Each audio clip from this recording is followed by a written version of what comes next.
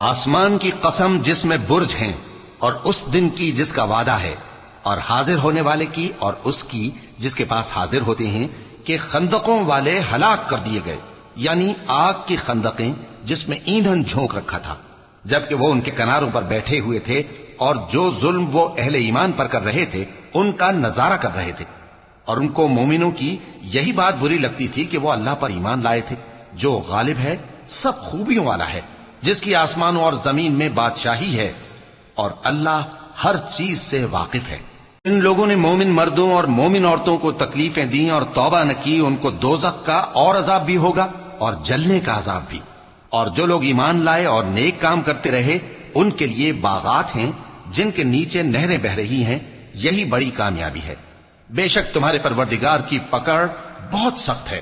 وہی پہلی دفعہ پیدا کرتا ہے اور وہی دوبارہ زندہ کرے گا، اور وہ بخشنے والا ہے، بہت محبت کرنے والا ہے، عرش کا مالک، بڑی شان والا، جو چاہتا ہے سو کر ڈالتا ہے۔ بھلا تم کو لشکروں کا حال معلوم ہوا ہے، یعنی فرعون اور سمود کا؟